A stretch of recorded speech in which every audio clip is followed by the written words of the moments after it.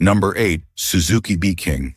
In 2000, Suzuki came forward with a plan to give the world a faster, sleeker, and stylish version of the Hayabusa.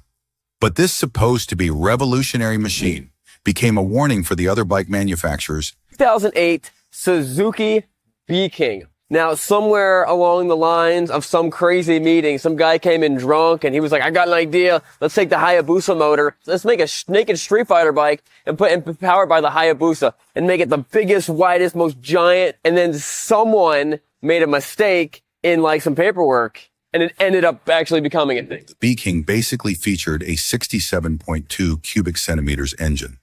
On paper, this idea might look fantastic, but having this much power in a naked bike was a poor decision. Well, for starters, with this engine, the bike reached a combined weight of 600 pounds, thus losing the very reason behind the name naked bike. With a torque of 108, this couch weight and an extremely high throttle response, it felt like someone was trying to tame a huge lion in a very tiny cage. And well, this experiment never ends well.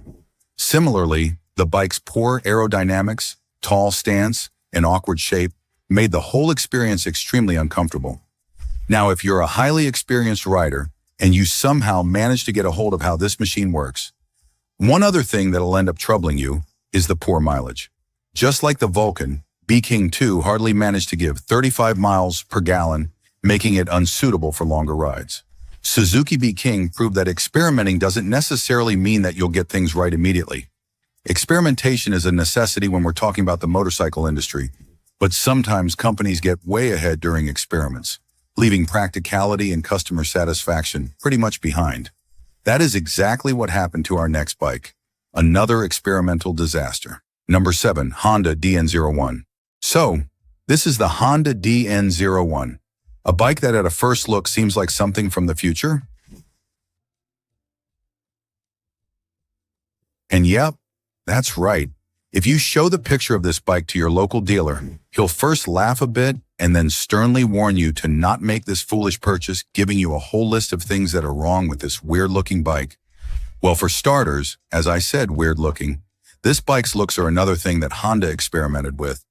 Looking like a bike that was specifically made for Nolan's Batman, DN01 feels more of a movie bike than a practical one. Officially, Honda called this its human-friendly transmission, and it followed in the steps of the CB750 and CB450 Honda-matic models of the late 70s and early 80s. Another thing that Honda experimented with was the transmission, as Honda always saw clutch and shifter transmissions as a barrier to entry-level motorcyclists. However, the transmission wasn't the biggest problem for most riders in this bike. In addition to a bizarre look and an overly experimental transmission, Honda put feet-forward floorboards on the bike too. The DN01 came with a 4-gallon fuel tank and a combined weight of 595 pounds, which again didn't match the profile of the bike. To make it short, after all the additions and experiments, the bike came as a weird mishmash of scooter, touring bike, and cruiser features, with little of the practicality of any of these designs. Riders didn't like the performance trade-off with no practicality in return, and most of all, they didn't like the price.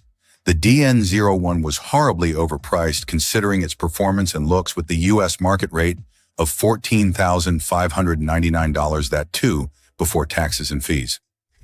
I hope that you don't own any of these bikes, and we have probably helped you keep some money in your pocket. Imagine losing it on one of these motorcycles. Subscribe to our channel now and become a part of our bikers community. So as we said, the Honda Do Not Buy 01 is surely not recommended, but it still doesn't top the list, which gives you an idea about the absolute disasters that are further stacked up in the list. So let's move ahead with another Honda prodigy.